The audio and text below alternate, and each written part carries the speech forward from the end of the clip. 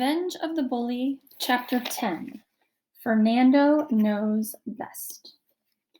The ride back from Shady Pastures was quiet, silent, and hushed.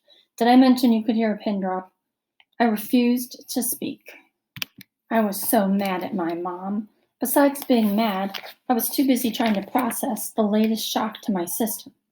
Like I didn't have enough problems. I could now add Mrs. Lutz-Crowd to my ever-expanding list of enemies and rivals out to get me. I shook my head no when Mom asked if I wanted to get ice cream. It was the closest thing I came to talking. Yes, my visit with Mrs. Lutz-Crowd had left me shaken. For the next day or so, I really didn't want to think about anything else beyond the word revenge and what form it might take. Even my sister noticed that something was up. "You're making that crying look again," she said. "I hope your friend from camp doesn't notice. He just pulled up in the driveway." Fernando! I had forgotten he was arriving tonight. Of course, it was Thursday already. He was here to help me with yet another problem, stopping Trevor from killing me. I needed a scorecard. I ran downstairs to meet him. My mom had invited Fernando and his parents onto the back deck. I bolted outside to greet my best friend from camp. "Rodney, you didn't tell me you had such an enchanting mother." Even at night I could see her blush. Good old Fernando. With a little bow to the adults, he added, "And now, if you will pardon us, Rodney and I have much to discuss." Once back in the house and up in my room, Fernando got right to business. As he explained his ideas for how we could get Josie to go on a date with Trevor, the unlikelihood of success became very apparent. The way I saw it, the only two things getting acquainted Saturday would be Trevor's fists and my face. The rest of the evening I did my best to enjoy Fernando's visit and avoid thinking about my problems. But when the sun hit my window the next morning, it took all my strength not to stick my head under the covers. "Good to see you're ready to go." I couldn't help but notice that Fernando's hair looked perfectly combed. Fernando cannot wait for the fun before us. Me neither, I managed, my hair sticking straight up like a rooster. "In that case," Fernando said, smiling, "let the adventure begin." As we walked to the bus stop, Fernando remarked, "This Garrettsville seems nice. The fresh smell in the air, the creek running through the town, the big trees." "Yeah, it's great," I said with little enthusiasm. "Big trees." Each time we passed one, I imagined Mrs. Lutz-Crowd jumping out with a dart in her hand, or Trevor, or Toby, or Cheese, or the boss. Pretty soon I might have to make a quick getaway from this lovely town. Fernando was my only hope, at least as far as Trevor. Unfortunately, his plan seemed far-fetched. "Tell me again," I asked, "how do you plan to go around in school with me today?" "Just take Fernando to the office when we arrive." I noticed Rishi waiting for us under his big tree at the bus stop. As we approached, I wondered how my two friends would get along. "Fernando, this is Rishi. Rishi, this is..." You didn't have to worry about awkward silences with Rishi. "Fernando, Rodney's told me all about you. Hey, I hear you know a lot about girls." "I know a little," Fernando answered with a grin. Rishi spoke even quicker than usual, asking, "Hey, should I part my hair down the middle or right here? Should I button my shirt all the way up? I thought about getting a fancy walking stick. Cool idea, right? Should I memorize some French poetry or something? Is that worth the effort?" The groan of the school bus reached our ears before it rounded the turn in the road. Fernando put his hand on Rishi's shoulder but looked at me. "Rodney, I like how your friend thinks. Rishi, will you be with us this weekend?" "Sure. He's handling the restaurant part of the plan." "Good. We have a lot of work to do, and we could use a man like him on our team. Rishi, part your hair along here." He pointed at Rishi's scalp. "I always leave open as many buttons as possible, and I love the walking stick idea. May I borrow that?" We climbed aboard the bus and headed to the back to grab some seats. Rishi asked, "What about the French poetry?" Fernando recited a line or two. Several girls simultaneously grabbed their hearts and let out a collective, "Aww." This guy is brilliant," Rishi muttered in amazement. Fernando noticed someone sitting in the back of the bus. "Josh!" he called. Josh ran down the aisle and put Fernando in a big bear hug. I was beginning to wonder if Fernando had uttered his last stanza when Josh let him go. After gasping for a second, Fernando smiled and said, "Long time no see." "Huh? You blind?" Josh asked. "I miss this guy," Fernando whispered to me. We took our seats, and the bus ride was a lot of fun. but I still didn't expect Fernando to be sticking around long in school. When we got there, we headed into the office, and Fernando asked to speak to the principal. The secretary, without even bothering to look up, snapped, "Dr. Stone is too busy." "Excuse me," Fernando asked, picking up a framed photograph from her desk. "Surely this can't be your wedding picture." "Yes, it is," the secretary answered, "taken 20 years ago this December." "But you look even younger now," Fernando exclaimed. The secretary smiled. "Let me see if Dr. Stone can squeeze you in." A minute later, she emerged and told us we could head into the office. Dr. Stone's hair bun was pulled very tight. Her pale, expressionless face told me she immediately didn't appreciate our visit. She said, "Rodney Rathbone, twice in 1 week." Yes, lucky me. So, Mrs. Stone, Dr. Stone. Yes, sorry, Dr. Stone, sorry to interrupt you. You wouldn't need to interrupt if you didn't, or you wouldn't need to apologize if you didn't interrupt. That's true, but Mr. Rathbone, did you know I was a teacher for 7 years? No, I wasn't aware of that, I said. Do you know why I left teaching to become a principal? I thought for a second. Because you could help more children if you ran an entire school instead of a single classroom? No. I became a principal because there's far less interaction with students. Now, this has been a nice little talk. Good day, boys. She glanced down at her paperwork.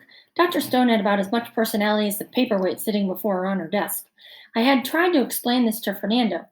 I expected he'd soon be calling my dad to come pick him up, although he seemed as cool and collected as usual. "Senorita Rosalita," he suddenly spoke. I almost died. Dr. Stone's eyes glared up from her paper. "I thought I said our meeting was over, and I believe I've already made it clear how I am to be addressed." "I was referring to your nail color," Fernando said. Dr. Stone opened her mouth to say something, but instead looked down at her nails. "A vibrant, exciting color," Fernando said. "No one's ever noticed my nails before." Her stern look softened, and I thought I saw a hint of something other than her usual frown. "Who are you?" she asked. "I am Fernando. Did you get the orchids?" Dr. Stone pointed slowly over Fernando's shoulder. "Dr. Stone, I'm here because I'd like to visit your school for the day." "Well, Fernando, orchids or no, we can't just let random people. I don't want to be a random person. Rodney here told me all about your school. I read about you on the district website. I knew I had to meet you. I had to." He paused and grabbed his chest. "You are an inspiration, the ultimate administrator. Surely you could be superintendent of the entire district." "Oh, go on." Dr. Stone blushed. She patted her hair bun. "Well, Fernando, I have to admit, I'd love to have you in my school, but I don't think your school would appreciate. Here is my principal's phone number at Crenshaw Middle School. She's expecting your call." Dr. Stone looked confused for a second, took another look at Fernando's smiling face, and dialed the number. "Yes, hello. My name's Elizabeth Stone, and I'm the principal at Garrettsville Middle School." "Hi. Yes. The reason I'm calling is I have one of your students sitting in my office." "Yes. His name is Fern." "Yes, he certainly is. I can see that." "He did?" Dr. Stone was smiling and giggling and occasionally looking at Fernando. "That's right. He wants to visit for the day. So you're fine with? Well, we'll take good care of him." "Okay, my pleasure. Bye-bye." Dr. Stone hung up and gave Fernando a big smile. I'll have one of the secretaries write up the visitor paperwork. I guess you can follow Rodney's schedule. May I take my lunch in here? She gave Fernando a knowing eye. Don't push it. Fernando gave her a quick bow, grabbed my arm, and led me out of the office. As soon as we were back in the crowded hall, I spotted Rishi. Fernando, however, had spotted someone else. Jessica! He called. I watched her blonde hair spin in our direction. What was he up to now? He must have remembered what she looked like from that one time at camp. Samantha and Kayla were beside her. Samantha saw Fernando and smiled. Kayla saw me and frowned. They waited for us to approach. Have we met? Jessica asked him. I have discussed your beauty under the stars. I have seen your eyes looking out the cabin windows over the lake at sunset. Don't talk to him, Jessica. He's obviously nuts, Kayla said. Who cares? Samantha pointed out. I like listening to him. I spoke up. Jessica, Samantha, Kayla, this is Fernando. He's my friend from camp. Well, I should have known, snapped Kayla. She poked Fernando in the chest. I bet you're trouble too. Rishi slid in and said to Fernando, Ain't she something? Fernando smiled. She has a sharp, quick tongue. Her eyes are fierce and dark like a raven. Kayla narrowed her fierce eyes, and her cheeks took on an angry red. I like the way she blushes, Rishi said to Fernando. Yes, I can see that, Fernando replied. Kayla looked more annoyed than usual. Hey, you two brainless buddies! I'm standing right here. I can hear you. Hello! You don't talk about people in front of them. It's considered rude in most cultures. Being rude is the last thing I want to be, Rishi replied, trying to sound like Fernando. Let me redeem myself. I wrote this just for you. He put one hand on his chest and the other in the air. He began, J'ai besoin d'utiliser la salle de bain. Kayla interrupted. Am I living in a bizarro world? Is every boy in this school completely wacko? Rishi, go recite your gibberish to someone else. I'm going to class.